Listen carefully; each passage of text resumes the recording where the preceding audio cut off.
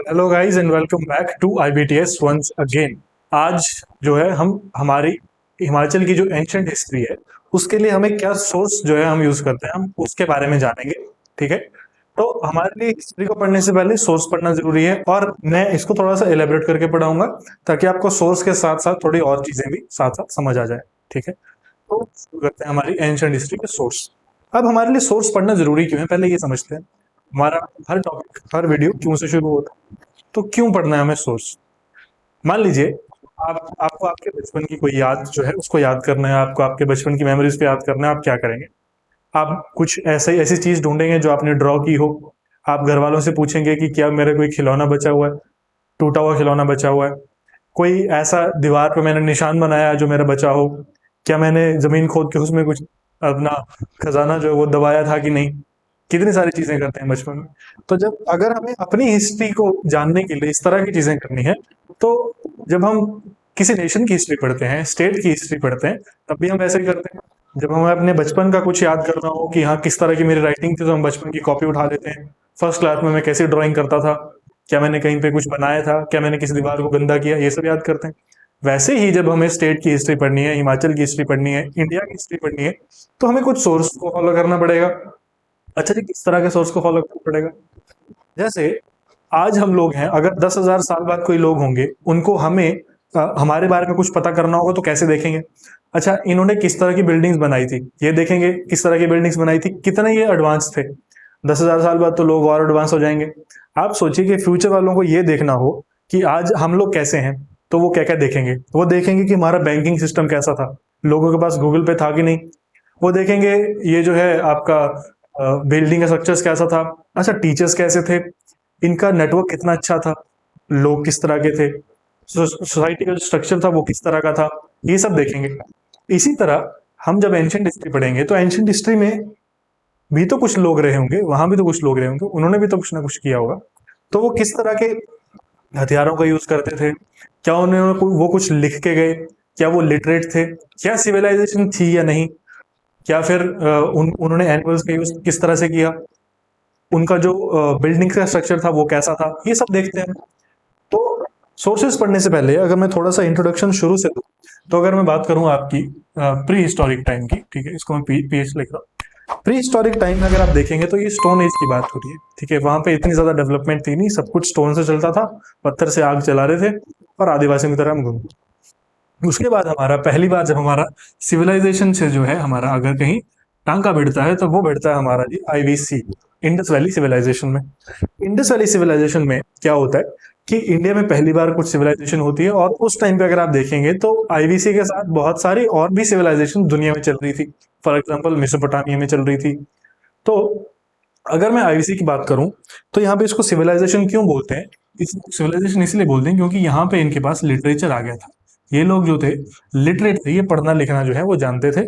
आज हमारे पास इनकी स्क्रिप्ट है, ठीक है, स्क्रिप्ट है, लेकिन हम उसको आज तक डिसाइफर नहीं कर पाए। तो या तो ये लोग हमसे बहुत ज्यादा एडवांस थे, या तो भाई मतलब हमें इनके बारे में कुछ पता नहीं है अभी। IVC की अगर मैं आपको थोड़ी सी कुछ चीजें बताऊं, तो IVC में जैसा आज आप चंडीगढ़ को देखते हैं, अगर आप थोड़ा सा बर्ड आई व्यू लेंगे, चंडीगढ़ जो है वो ग्रिड्स में डिवाइडेड है। तो इसी तरह से जैसे सेक्टर 1, सेक्टर 2 है ना, सेक्टर 14, 15, 22, 34, इसी तरह से आप अगर देखेंगे तो हड़प्पा और मोहनजोदाड़ो IVC जो आपकी सिविलाइजेशन थी, वहां भी ग्रिड सिस्टम था, सब कुछ डिवाइडेड था। वहां भी आप समझ लीजिए कि सेक्टर वाला काम था। इसमें क्या होता था कि मान लीजिए ये एक घर है, ये दूसरा घर है, और ये जो है ये मेन लाइन है सीवर की। तो इस घर का और इस घर का, इस सब का, इन दोनों घर का जो है जो भी मेन कचरा है वो सारा एक मेन सीवर पाइपलाइन से जाते हुए कहीं जाके थ्रो डाउन करते थे। इतने ज्यादा एडवांस थे उस टाइम पे। जिस टाइम पे लोग जो है जो आपका अगर आप ईस्ट में देखें, आपका वेस्ट में देखेंगे, तो उस टाइम पे लोगों को ये नहीं पता था कि खाना कैसे बनाना है, और यहाँ पे हमने सीवरेज के लिए अलग लाइन बना दी है। अब देखिए IVC उस टाइम की बात है। अगर मैं बात करूं तो जहां पे जीसस क्राइस्ट का जन्म हुआ, उसके आगे हम लिखते हैं AD, एनो डोमिनी। उसके पीछे हम लिखते हैं BC, यानी बिफोर क्राइस्ट। तो जीसस क्राइस्ट के यानी क्रिश्चियनिटी के बर्थ से पहले कितने साल पहले जी, 2500 साल पहले।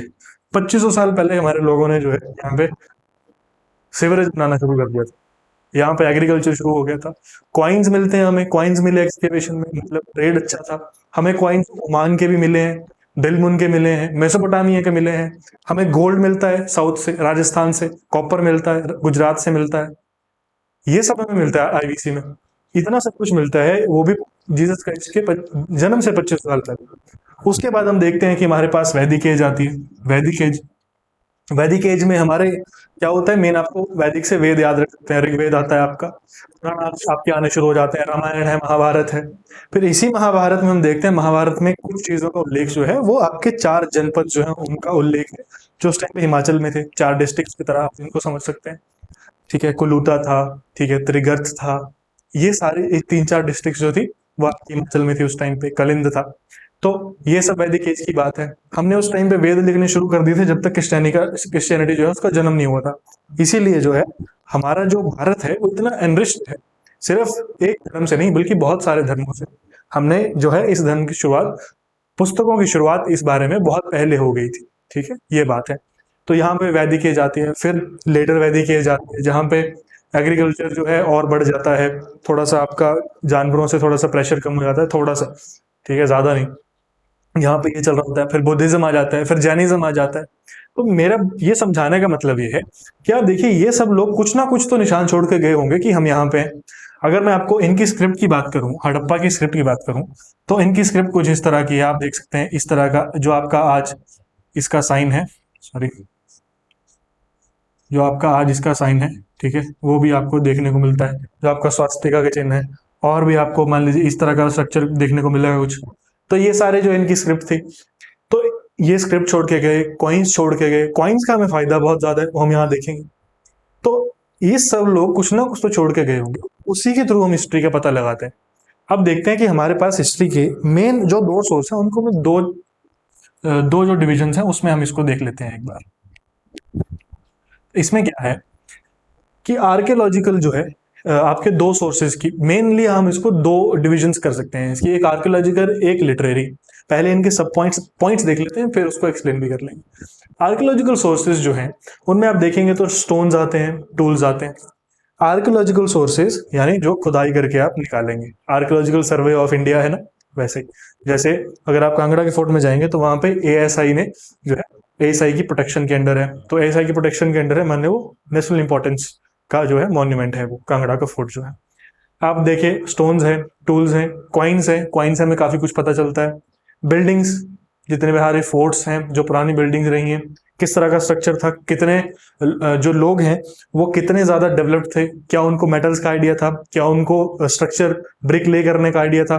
ब्रिक ले करने का आइडिया तो मैं आपको बताऊं, आईवीसी में जो इंडस वैली सिविलाइजेशन थे वहां पे पक्की ईंटों का इस्तेमाल हो रहा था। अगर आप हिमाचल में जाएंगे कई जगह आपको कच्चे घर मिल जाएंगे आज भी, और इतने साल पहले, लेकिन आज आज आप लगा लिए 2022 है, और उस टाइम पे 2500 साल पहले, तो 3-4-5 हजार साल पहले की बात है। उस टाइम पे लोग पक्की ईंटों से घर बना रहे थे। तो हम, या तो हम बहुत रिटार्ड हो गए हैं या तो हमारे तरीके बदल गए हैं। ठीक है, तो ये है बिल्डिंग से हमें पता चलता है। फिर इंस्क्रिप्शंस हैं, फिर उसके बाद इंस्क्रिप्शन में अच्छे से समझाऊंगा। फिर लिटरेरी सोर्स देखते हैं। लिटरेरी सोर्सेज में हम देखते हैं कि जो लिखित रूप में जो सोर्स हमें मिलते हैं, लिटरेरी, लिटरेचर, बुक्स, इस सब की बात हो रही है। तो इसमें क्या है, सेकुलर, जो कुछ लिटरेचर है वो सेकुलर होते हैं, कुछ जो है तो रिलीजियस होते हैं। इसको आप इजीली समझ सकते हैं। रिलीजियस जो लिटरेचर होगा आपका, उसमें आपको पुराण आएंगे, ठीक है, पुराणाज हैं, और आपके ऋग्वेद हो गया, महाभारत हो गया, ये सब कुछ है, ये सारे आपके रिलीजियस लिटरेचर है। इससे हमें काफी कुछ सीखने को मिलता है। अगर मैं आपको एग्जांपल दूं, महाभारत का एग्जांपल दूं, तो आप महाभारत में देखिए कि पॉलीगेमी जो है, पॉलीएंड्री, उस दोनों का जिक्र होता है। कई जगह क्या है, एक राजा है उसकी बहुत सारी पत्नियां हैं। अगर आप उसी तरह देखेंगे तो एक जो है द्रौपदी है, वो 5 भाइयों से उसकी शादी हुई है। अब देखिए कि इसको बताने का तरीका कुछ भी हो सकता है। रिलीजियस में उसको स्टोरी के रूप में डाला गया है, कुछ लोग उसको मैथोलॉजी बोलते हैं, कुछ लोग बोलते हैं सच में हुआ है। हमारा मेन बात समझने का ये है कि अगर द्रौपदी की 5 भाइयों से शादी हुई है तो हमें इतना पता चलता है कि उस पीरियड में इस तरह की चीजें प्रेवलेंट थी। अब वो किसी भी वजह से हो सकती है, या तो ये कि औरतें कम थी उस एरिया में, या तो ये कि जो पुरुष थे वो ज्यादा जो है युद्ध में जाते थे, तो कई बार एक जो है अपना वंश आगे बढ़ाने के लिए एक पुरुष की बहुत सारी पत्नियां होती थी। तो ये सब हमें सोसाइटी का स्ट्रक्चर पता चलता है, इसीलिए हम इन चीजों को पढ़ते हैं। फिर हम देखते हैं जो सेकुलर जो आपका लिटरेचर है, ये लिटरेचर जो है ये किसी धर्म के आधार पे नहीं है। इस लिटरेचर में जो है, जो जैसा है उसको वैसा लिखा गया है, इसलिए इसको काफी ट्रू भी माना जाता है इस लिटरेचर को, क्योंकि रिलीजियस लिटरेचर में कुछ चीजों को बढ़ा के चढ़ा के लिखा जा सकता है। अगर आपको पता आपको जरूर है, तो मैं आपको एक बात बोलता हूँ कि जो हिस्ट्री है उसको वो लोग लिखते हैं जो जीत जाते हैं। अगर पांडवों की जगह कौरव जीत जाते तो हिस्ट्री कुछ और होती।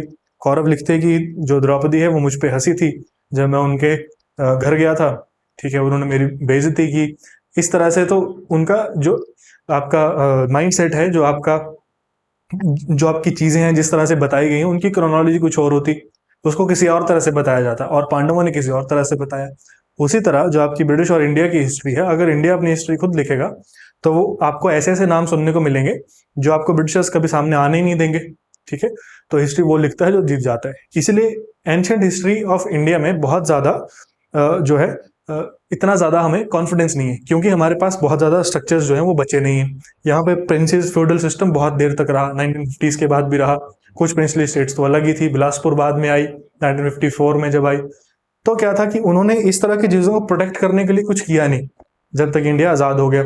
उसके बाद जाके हमारा ये शुरू हुआ, फिर हमने प्रिजर्वेशन शुरू की, पर तब तक हम काफी कुछ जो थे वो खो चुके थे। और इंडस वैली सिविलाइजेशन आपकी हिमाचल तक अभी तक तो पहुंची नहीं है। मतलब इसका मतलब ये है कि इंडस वैली सिविलाइजेशन हमें हिमाचल में इसके प्रूफ नहीं मिले हैं, बोलने का मतलब ये है। अब हो सकता है कल को मिल जाए, वो अलग बात है, पर अब तक तो मिले नहीं है। इसीलिए हमें जो है, क्योंकि ये आर्कियोलॉजिकल सोर्स जो होते हैं ये डेफिनेट सोर्स होते हैं। अगर आपको कॉइन मिला है, उस कॉइन के ऊपर अगर एक स्क्रिप्ट लिखी हुई है, कौन सी स्क्रिप्ट, कौन सी लैंग्वेज लिखी हुई है, ब्राह्मी लैंग्वेज लिखी हुई है, तो हमें पता है कि ठीक है इस टाइम का ये कॉइन है और इस टाइम पे ब्राह्मी लैंग्वेज यूज होती थी। लिटरेरी सोर्स जो है वो थोड़े से आपके बायस्ड हो सकते हैं इस मामले में, जैसे रिलीजियस सोर्स बायस हो सकते हैं। हो सकता है जो ट्रेवलॉग्स हैं, जैसे ट्रेवलॉग्स वो होते हैं जो ट्रेवलर्स, मान लीजिए कोई ट्रैवल करता हो, चाइना से आया, उसने इंडिया का स्टेटस के बारे में और इंडिया की करंट सिचुएशन के बारे में लिखा, तो वो है आपका ह्यूनसांग। ये आपके 630 एडी 630 एनो डोमिनी उसमें आए थे, 6th सेंचुरी की बात हो रही है, तो उसमें आए थे। तो अब इसका मतलब क्या है कि मान लीजिए ये आए और इन्होंने किसी एजेंडा के तौर पे लिखा। जैसे महमूद गजनवी का जो आपका राइटर था, उसने खुद एक्सेप्ट किया कि मैंने जो भी चीजें लिखी हैं वो मैंने इंडिया से बाहर बैठ के लिखी हैं, तो वो इंडिया के बारे में कैसे सच लिख सकता है। तो ये सारी बाइस्ड हो सकती हैं, बट जो आपका आर्कियोलॉजिकल सोर्स है दे आर डेफिनेट सोर्सेज, उनसे हमें काफी कुछ इंटैक्ट इंफॉर्मेशन जो है वो पता चल जाती है। अच्छा, ये मिल तो जाते हैं पर इनको डिसाइफर करना और भी मुश्किल होता है, और मिलना भी उतना आसान नहीं जितना मैं बोल रहा हूँ। अब उसके बाद एक और चीज आती है जेनोलॉजी। जेनोलॉजी होती है, इसमें आपके जो किंग्स हैं उनकी फैमिली की हिस्ट्री जो है उसको ट्रेस किया जाता है। ये हो गया आपका ओवरव्यू। अब तो इस वीडियो में हमने इस सब का ओवरव्यू ले लिया है। अगली वीडियो में मैं आपको एक एक पॉइंट जो है उसको एक्सप्लेन करके बताऊंगा, जो भी आपका रेलेवेंट चीजें हैं हिमाचल के एग्जाम में। यहाँ से कुछ ही क्वेश्चंस आते हैं, जो क्वेश्चंस आते हैं वो डायरेक्ट होंगे, स्पेसिफिक होंगे, इसलिए यहाँ से गलत नहीं होना चाहिए। यहाँ के जो भी इंपॉर्टेंट राइटर्स हैं, जो भी इंपॉर्टेंट ट्रेवलर्स हैं, उनके बारे में अगली वीडियो में बात कर लेंगे। ठीक है, मिलते हैं अगली वीडियो में। मैं हूं सुशांत, तब तक के लिए पढ़ते रहिए और इस वीडियो को लाइक जरूर करिए और शेयर जरूर करिए और चैनल को सब्सक्राइब जरूर करिए। धन्यवाद। कोई भी सपना साकार करने के लिए सबसे जरूरी है सही कोच का होना। चुनिए IBTS इंस्टीट्यूट को और करें अपने HAS एंड अलाइड सर्विसेज का सपना साकार। Download the app now.